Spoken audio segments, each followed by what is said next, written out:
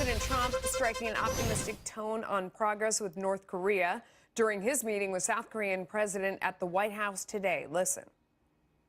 I can speak for myself, and I think I can speak for President Moon. We think that North Korea has tremendous potential. I think that sanctions are right now at a level that's a fair level, and I really believe something very significant is going to happen. We could always increase them, but I didn't want to do that at this time.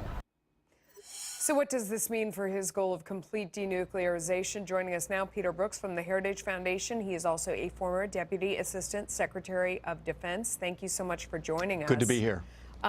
What's your take on this meeting today? I mean, we understand that he said no to softening those sanctions. Is that unexpected? Because some were wondering if he would really do that.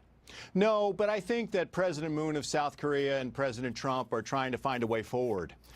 We had some, of course, threatening rhetoric from North Korea yesterday, knowing that Moon and Trump were going to meet today. They're trying. This is a very difficult issue, Melissa, as you know. It's a very heavy lift.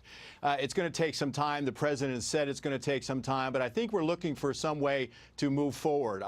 You know, perhaps additional meetings, working groups, North Korea to say we have a roadmap for discussions. Because right now, I think things, after 2 months since the Hanoi summit, things are not moving very much at all. No, so if you look at, you know, we're looking at the images of these two leaders together, and it was striking and very intentional, of course, that, you know, when the South Korean president and his wife showed up, that President Trump was out there with the First Lady. They were very warm to each other. They came in, and this is on the heels of what was the walkaway at the table in Hanoi. So, you know, talk to me about what were they saying with these pictures we're looking at on the screen? What was President Trump saying? Well, first of all, I think it's a reaffirmation of the alliance. You know, the U.S. South Korean alliance is very, very important. We have, you know, 30,000 brave Americans there, you know, not far from the demilitarized zone with North Korea defending freedom for us and for the South Koreans. So this is a very important alliance, a very important economic relationship as well. So political, economic, and security. I think they wanted to say that the alliance is strong, but we don't fully agree with the current South Korean government on the way forward. There, you know, Moon is a bit softer on North Korea, would like to lift sanctions, have joint activities with them that currently are under sanctions. So I think he would like to say to the president, maybe can you do something to get things moving? Can you give a little bit on the sanctions? And I don't have a readout on the meeting yet. We probably know something more tomorrow.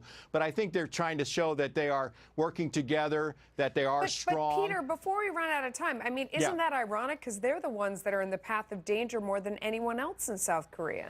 Right, but it's a different view. I mean, we've seen this before, Melissa, you know, in the past, that if we're nice to them, they'll be nice to us. In fact, a lot of people characterize Barack Obama's general foreign policy that way. If we're nice to Iran, Iran will be nice to us. So some people think if we, you know, let down our guard, the other side will let down their guard and extend a hand of friendship. That doesn't always work, especially with countries like North Korea. Peter Brookes, always brilliant. Thank you for coming.